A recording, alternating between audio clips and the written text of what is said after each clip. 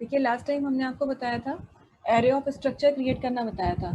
तो प्रोग्राम जो है वो उसमें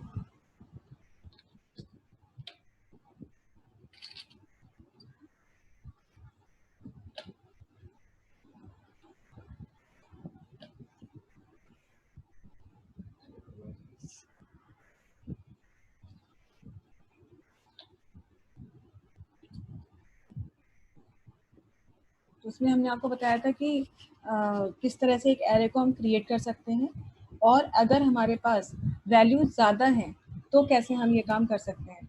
पर प्रॉब्लम हमारी जो है ये आ रही थी कि वो फ्लोटिंग पॉइंट वैल्यू एक्सेप्ट नहीं कर रहा था।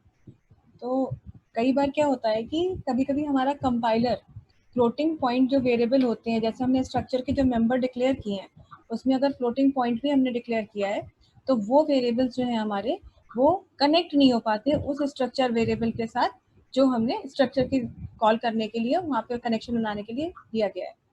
तो इस प्रॉब्लम का सॉल्यूशन सिर्फ एक है। पहले तो खैर आप अपने अपने अपने कंप्यूटर में जो भी है आप लोग जैसे हमने आपको बताया वैसे ही प्रोग्राम बनाइएगा। हाँ, सब कुछ सही है और कोई एरर नहीं आ रही और सिर्फ फ्लोटिंग पॉइंट की एरर आ रही है। Abnormal program termination floating points not linked करके अगर एरर में आ रहा है, इसके अलावा कोई एरर आ रही है तो इसका मतलब आपने लिखने में कुछ गलती की है। लेकिन अगर फ्लोटिंग पॉइंट्स नॉट लिंक्ड करके कोई एरर आ रही है, इसका मतलब आपका जो कंपाइलर है वो सपोर्ट नहीं कर पा रहा है और कनेक्शन स्टैब्लिश नहीं हो पा रहा है। अगर ये रीजन है तो आपको एक मेथड यहाँ पे एक फंक्शन आपको लिखना पड़ेगा। वॉइड लिंक करके एक फंक्शन है। ये फंक्शन आपका जो है ये लाइब्रेरी फंक्शन है, ये पहले से सी में बना हुआ है और इसका काम ही यही है कि ये फॉर्मेटिंग पॉइंट लिंक्स जो आपके टर्मिनेट हो जाते हैं, जो लिंक्स स्टैब्लिश नहीं हो पाते प्रॉपर, उनको स्टैब्लिश करने में ही हमारी हेल्प करता है। तो ये आपको लिखना है वॉइड लिंक एक मेथड। इसके अंदर आपको एक फ्लोटिंग पॉइंट वेरिएबल डिक्लेयर करना है। फ्लोटिंग पॉइंट के लिए फ्लोट टाइप आप लिखेंगे, एक्स वाई जेड आप कुछ भी लिख सकते हैं, हमने एक्स लिखा है, आप भी एक्स ही लिख सकते हैं। और एक पॉइंटर डिक्लेयर किया फ्लोटिंग का ही और उसमें एड्रेस ऑफ एक्स डाल दिया है। इससे क्या होगा कि जो पॉइंटर हमने डिक्लेयर किया है वो एक्स की सीधे मेमोरी लोकेशन पर जाएगा और उसकी वजह से जो है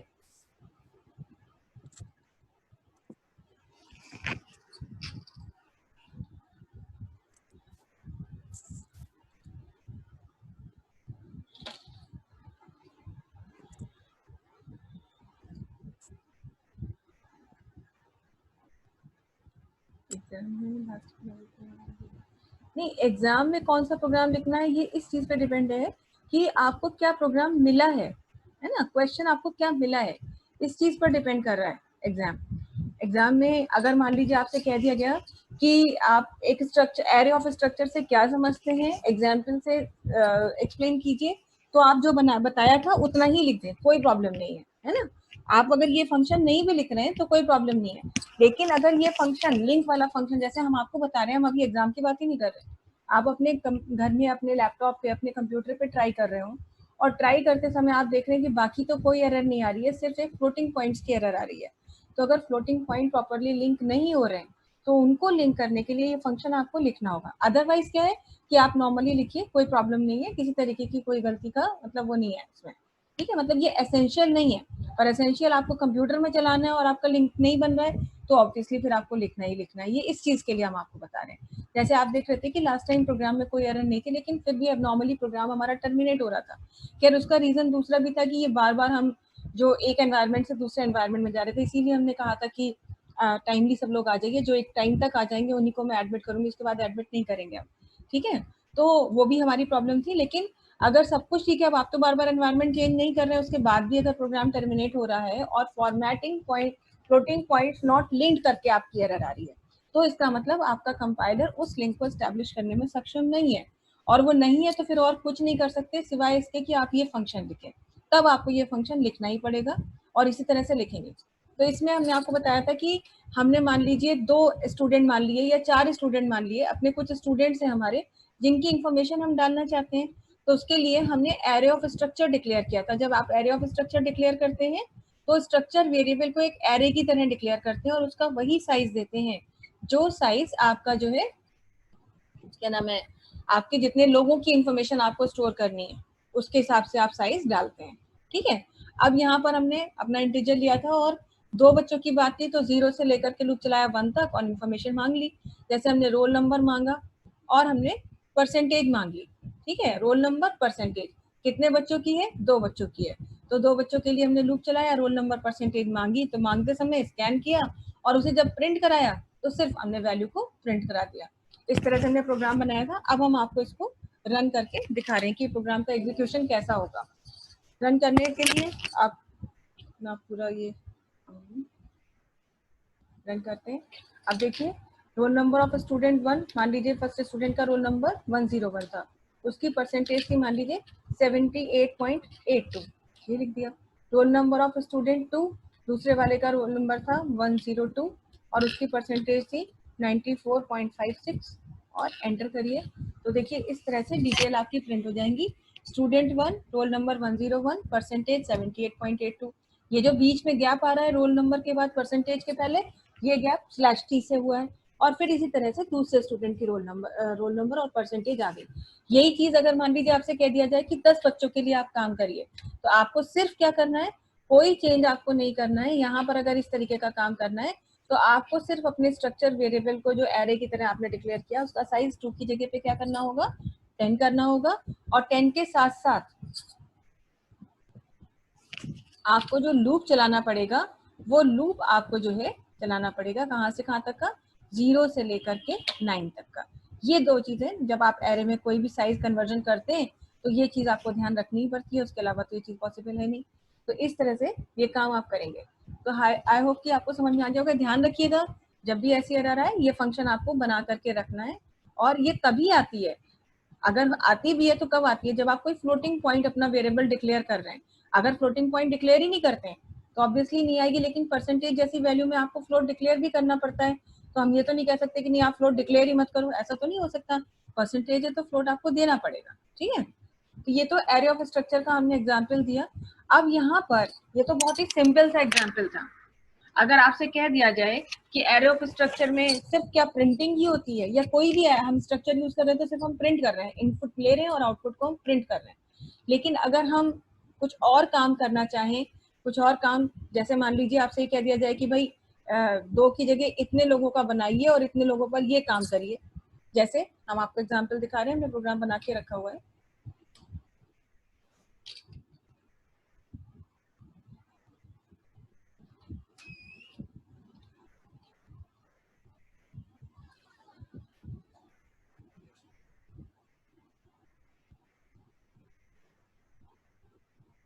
ये तो हमने आपको बना के दिखाया ही था, ठीक है। अगर आपसे ये कह दिया जाए कि मान लीजिए कोई कैलकुलेशन करना है, कैलकुलेशन का मतलब क्या हुआ कि आपसे कहा जाए भाई ऐसा करिए कि आप कुछ लोगों की इनपुट लीजिए और इनपुट लेकर के उस पर आप अपना कोई कैलकुलेशन परफॉर्म कीजिए। जैसे कि ये कह दिया जाए कि जैसे भी हमने यही मांगा है, अभी हम स्टूडेंट्स के हम ये मांग रहे हैं, हम इसी प्रोग्राम में आ जाते हैं, अपना जो पुराना प्रोग्राम इसी में हम चेंज कर देंगे। ये हमारा प्रोग्राम है, ठीक है। हमें कह दिया जाए कि स्टूडेंट्स की डिटेल मांगिए। डिटेल में क्या मांगिए, सपोज उनके पास 5 सब्जेक्ट हैं, ये हमने बना रखा है प्रोग्राम। तो 5 सब्जेक्ट, एक स्टूडेंट है उसने 5 सब्जेक्ट की पढ़ाई करी है और आपके पास कुल मिलाकर के सपोज एक स्टूडेंट है और उसके 5 सब्जेक्ट्स के मार्क्स मांगिए और पांचों सब्जेक्ट्स के मार्क्स मांग करके उसके टोटल और परसेंटेज प्रिंट कराइए स्ट्रक्चर की मदद से, जिसमें आपको उसके 5 सब्जेक्ट का इनपुट लेना है, टोटल निकालना है और फ्लोटिंग पॉइंट में परसेंटेज कैलकुलेट करनी है, ठीक है। ये प्रोग्राम है हमारा। तो सबसे पहले हमने स्ट्रक्चर क्रिएट किया स्टूडेंट के लिए और स्ट्रक्चर का नाम हमने रख दिया STU। अब देखिए हमें उसके 5 सब्जेक्ट का इनपुट लेना था। तो 5 सब्जेक्ट के इनपुट को लेने के लिए सब्जेक्ट जो भी हम SUB ले लिया हमने, या कुछ भी ले सकते थे, उसको ही हमने एक स्ट्रक्चर का जो मेंबर है उसको एक एरे की तरह डिक्लेयर किया। देखिए यहाँ कब डिक्लेयर करते हैं एरे और यहाँ कब डिक्लेयर करते हैं, ये दोनों में अंतर है। जब हम यहाँ पर इसे हम एरे बनाते हैं तो इसका मतलब उतने लोगों की इंफॉर्मेशन हो रही है, और यहाँ बना रहे तो किसी एक की उतनी इंफॉर्मेशन है। हमारे पास स्टूडेंट एक ही है, स्टूडेंट एक से ज्यादा नहीं है, लेकिन उनके सब्जेक्ट हमारे पास कितने हैं, उनके सब्जेक्ट है हमारे पास 5। तो हर इंडिविजुअल स्टूडेंट के 5 सब्जेक्ट्स की इनपुट हमें लेनी है, इसलिए हमने यहाँ पर सब्जेक्ट को का साइज 5 दिया हुआ है।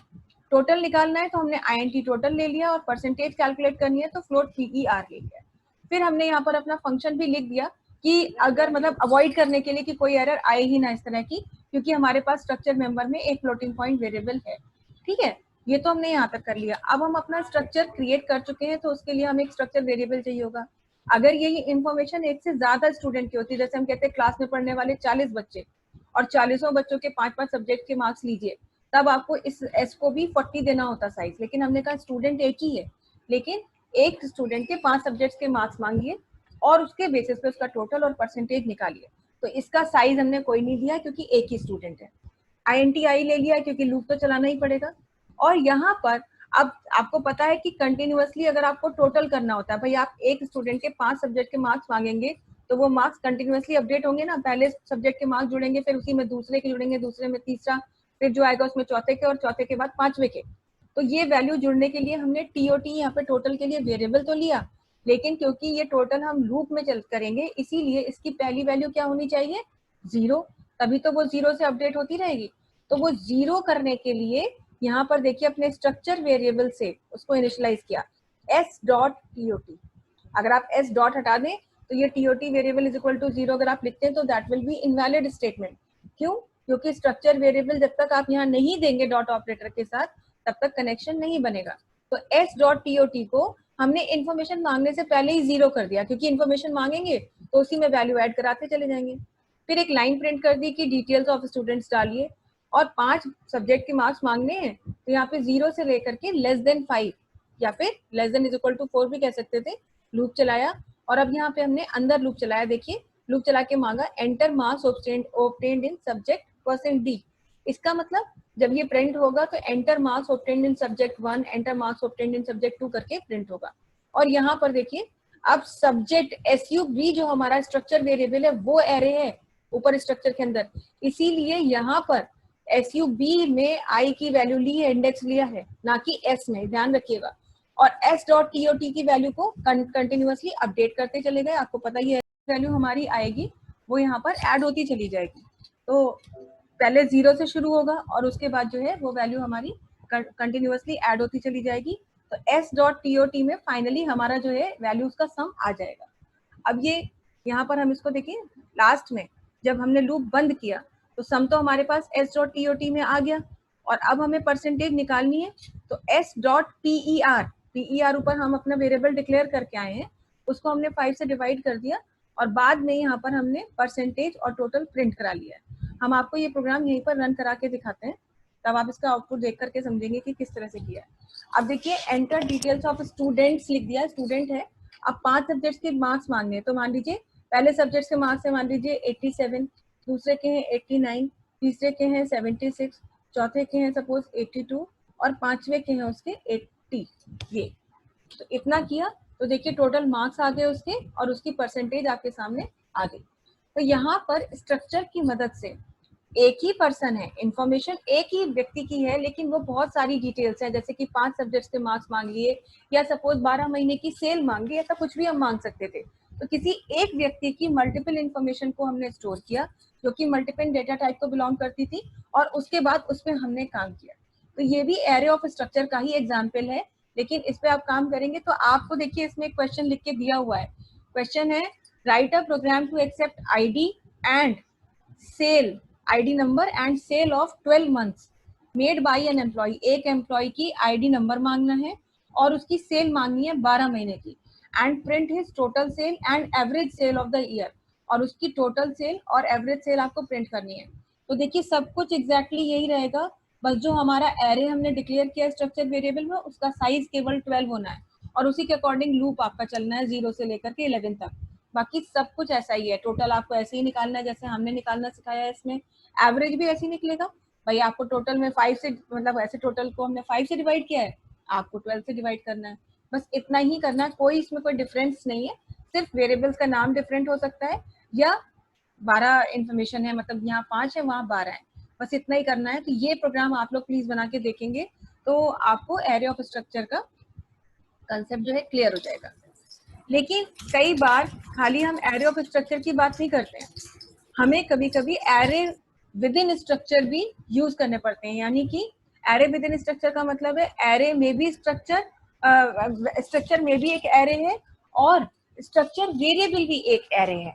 क्योंकि आपने देखा कि इन दोनों एग्जाम्पल में जो क्वेश्चन आपको दिया गया या जो हमने आपको दिखाया उसमें स्टूडेंट एक ही था, यहाँ भी एम्प्लॉय एक ही है, लेकिन एक कंपनी में एक ही एम्प्लॉय तो काम करता नहीं। अगर आपसे ये कह दिया जाता कि कंपनी में काम करने वाले 10 एम्प्लॉय हैं और हर एम्प्लॉय की 12-12 महीने की सेल आप एक्सेप्ट करें और फिर उसकी हर एक की टोटल सेल प्रिंट कराएं और एवरेज सेल प्रिंट कराएं, यानी कि फिर तो आपको एम्प्लॉय का साइज भी चेंज करना पड़ेगा, यानी जो स्ट्रक्चर वेरिएबल है उसका भी साइज आपको बदलना पड़ेगा, फिर उसे भी एक एरे की तरह डिक्लेयर करना पड़ेगा। और जब आप एक स्ट्रक्चर वेरिएबल को एरे की तरह डिक्लेयर करते हैं और आपके स्ट्रक्चर मेंबर्स भी एरे होते हैं, तब उस कॉन्सेप्ट को हम कहते हैं एरे विद इन स्ट्रक्चर।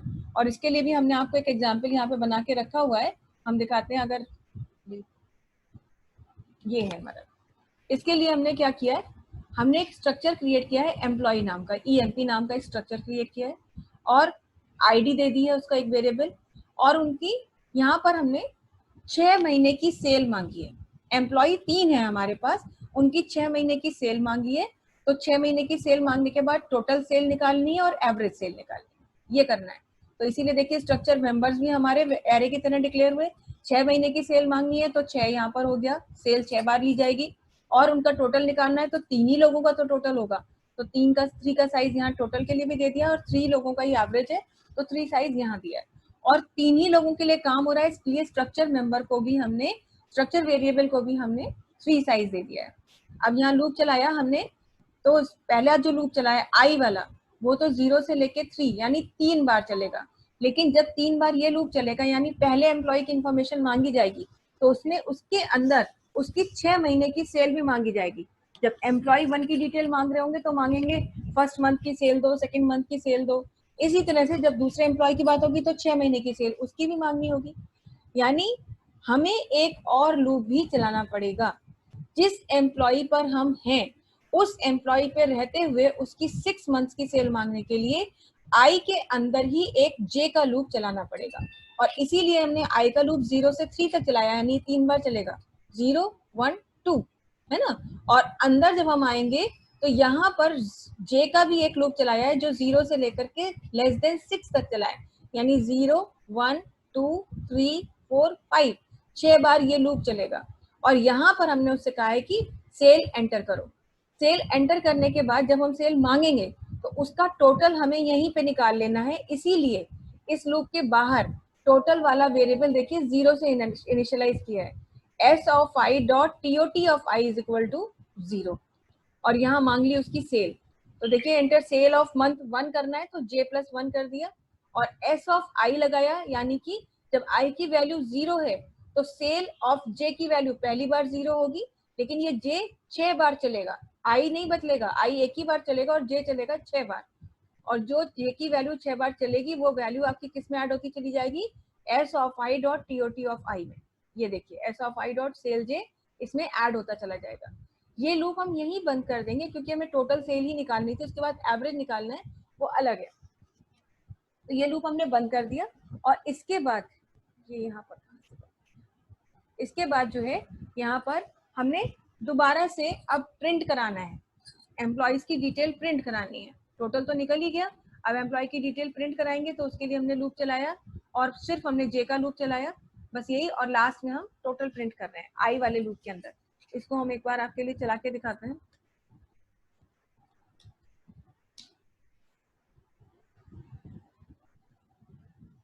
अच्छा ये जे वाला लूप क्लोज था, ठीक है, ये देखिए अब एंटर आईडी ऑफ एम्प्लॉय 1, अब मान लीजिए पहले एम्प्लॉय की आईडी थी 111, ठीक है, अब उसके फर्स्ट मंथ की सेल दीजिए, हम बहुत छोटी छोटी वैल्यू दे रहे हैं, 1 1 1 1 1।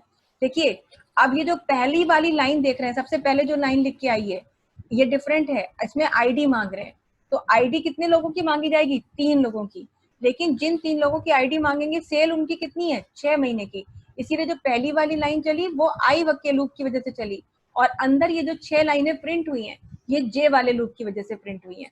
इसके बाद जैसे हम एंटर करेंगे, देखिए अब फिर आई के लूप पे हम पहुंच गए और लिख के आ गया एंटर आईडी ऑफ एम्प्लॉय 2, यानी अब आप एम्प्लॉय की आईडी डालिए, दूसरे एम्प्लॉय की कोई भी आईडी डाल दी, और फिर 6 बार ये लूप चलेगा और first month, second month, third month, fourth month, fifth month और सिक्स मंथ की सेल ले लेगा। उसके बाद फिर से ये थर्ड एम्प्लॉय की आईडी मांगेगा। तो देखिए ये जो 111 222 333 आप लिख रहे हैं, ये आई का लूप 3 बार चल रहा है, इसकी वजह से लिख रहे हैं। और हर बार ये 6 बार लूप जो जे का चल रहा है उसकी वजह से इन्फॉर्मेशन दी जा रही है। ये तो हमने इन्फॉर्मेशन दे दी। अब क्या हो रहा है, अब देखिए प्रिंट हो रहा है। शुरू में पहला देखिए 6 महीने की सेल प्रिंट हुई और उसी के नीचे क्या प्रिंट हो गया, total sale is equal to 6। फिर देखिए क्या लिखा है, डिटेल्स ऑफ एम्प्लॉय 2। ये लाइन ऊपर भी प्रिंट हुई होगी लेकिन क्योंकि वो स्क्रीन पे नहीं आ रही है इसलिए पहले दिखी नहीं। तो डिटेल्स ऑफ एम्प्लॉय 2, अब पहले उसकी आईडी प्रिंट हुई और फिर देखिए उसकी टोटल सेल, हर महीने की सेल भी प्रिंट हुई और total sale is equal to 12। और फिर इसी तरह से डिटेल्स ऑफ एम्प्लॉय 3 और टोटल सेल प्रिंट हो गई। इसको हम आपको यहाँ से ये चीज यहाँ पे मिनिमाइज करके दिखा देते हैं। प्रिंटिंग में हम मान लीजिए ये नहीं डालना चाहते,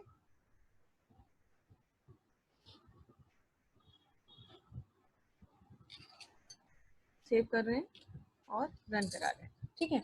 अब यहाँ पे हमने डाल दिया 111 और कुछ भी वैल्यू डाल दी, हमने छोटी छोटी ही डाल देते हैं ताकि हम देख लें कि हाँ सही भी आ रहा है या नहीं आ रहा है, ठीक है। इसके बाद हमने दे दिया 222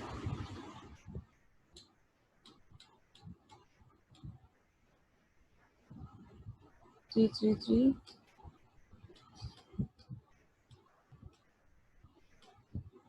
और देखिए नीचे ध्यान दीजिए, अब देखिए डिटेल्स प्रिंट हो रही हैं। डिटेल्स ऑफ एम्प्लॉय 1, उसकी आईडी है 111 और उसकी टोटल सेल है 6।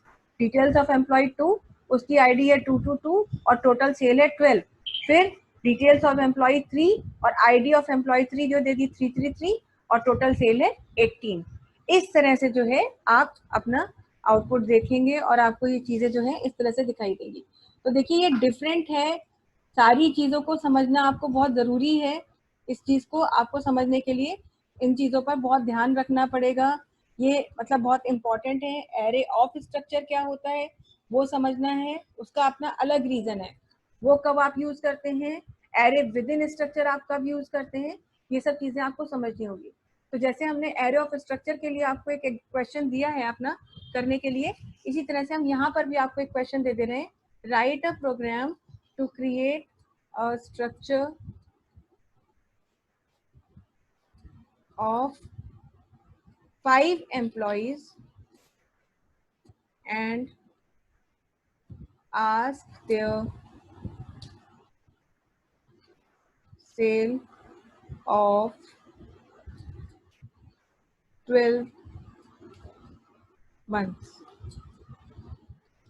Print their total sale and average sale of each employee. Average sale of each employee. Of each employee. यानी आपके पास कितने एम्प्लॉई हैं, 5 एम्प्लॉई हैं और हर एम्प्लॉय की 12 महीने की इंफॉर्मेशन। तो आपको खुद ही ध्यान रखना है कि स्ट्रक्चर वेरिएबल का साइज 5 होगा और जो सेल के लिए आप ऊपर लेंगे, ऊपर स्ट्रक्चर मेंबर, उसका साइज 12 हो जाएगा और उसी की वजह से टोटल सेल का साइज 5 हो जाएगा और एवरेज सेल का साइज भी 5 होगा और आपको टोटल और एवरेज निकाल करके प्रिंट करना है।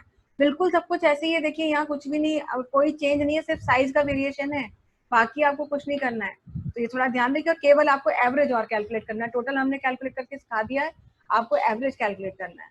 तो ये हमने simple array, simple structure create करना सीख लिया, एरे ऑफ स्ट्रक्चर हमने क्रिएट करना सीख लिया और एरे विद इन स्ट्रक्चर भी हमने क्रिएट करना सीख लिया है। कल हमारी एरे की, इसकी स्ट्रक्चर की लास्ट क्लास होगी जिसमें हम कुछ और टिडबिट्स आपको बताएंगे और स्ट्रक्चर का चैप्टर यहीं पर खत्म हो जाएगा। आप लोग लास्ट ईयर के क्वेश्चन पेपर्स को देख लीजिएगा।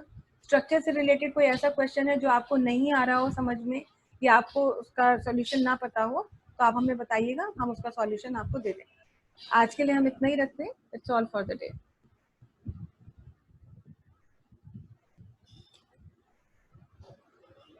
मैम डेसिमल टू बाइनरी और बाइनरी टू डेसिमल वाला प्रोग्राम नहीं बन रहा है, समझ भी नहीं आ रहा है उसका लॉजिक।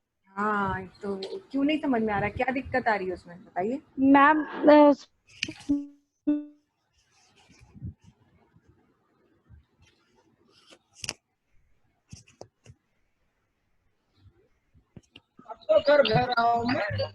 उसे लेकिन लूप कैसे चलेगा, बार बार डिवीजन। देखिए एक तो चीज ये ध्यान रखिए कि डेसिमल टू बाइनरी हो तब तो चलिए फिर भी समझ में आता है, लेकिन बाइनरी टू डेसिमल में तो आपको स्ट्रिंग का यूज करना पड़ेगा, यस मैम। है ना। तो वो थोड़ा सा, चलिए खैर कोई बात नहीं, अगर नहीं आ रहा है तो हम आपको बता देंगे। वो क्या हमने फंक्शन से कहा था ना करने के लिए, यूजर डिफाइंड फंक्शन बनाना था। तो कोई बात नहीं, हम आपको बना के दिखा देंगे कल, आपको ये प्रोग्राम भी हम बना के दिखा देंगे। चलिए, और कोई प्रॉब्लम किसी की बताइए, और भी कोई स्टूडेंट? मैम मर्ज सॉर्ट आपने कहा था बताएंगे, वो रह गया है। उसका प्रोग्राम रन कर रहे हैं तो जो तो क्या हो रहा है?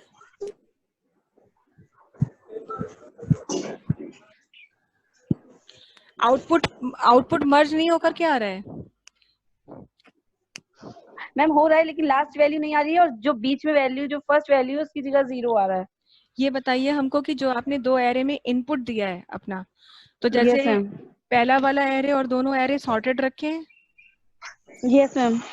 और पहले वाले एरे की जो वैल्यूज होंगी वो दूसरे एरे से छोटी होंगी।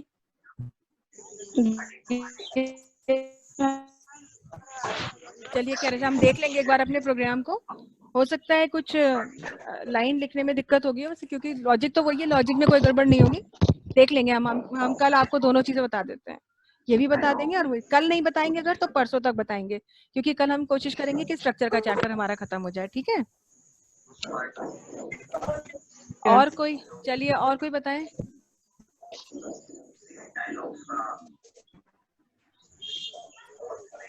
शुभांगी, अनूप, श्वेता, प्रियांशी, सुनैना, आप लोग समझ? मैम कोई प्रॉब्लम नहीं मैम, कोई प्रॉब्लम नहीं। अरे कोई प्रॉब्लम नहीं है, कौन बोला भाई? श्वेता। आय शाबाश, बहुत बढ़िया बात है भाई। चलो बहुत अच्छी बात है, कोई प्रॉब्लम नहीं है तो दैट्स वेरी गुड। इसका मतलब कंटिन्यूअसली आप क्लासेस में भी हैं और आप रिवीजन भी कर रही हैं। Yes ma'am. चलिए वेरी गुड। ठीक है, फिर आज के लिए इतना ही रखते हैं, कल इसी टॉपिक को कंटिन्यू करके ये चैप्टर कल फिनिश करते हैं। Okay, that's all for the day. Okay ma'am. Okay.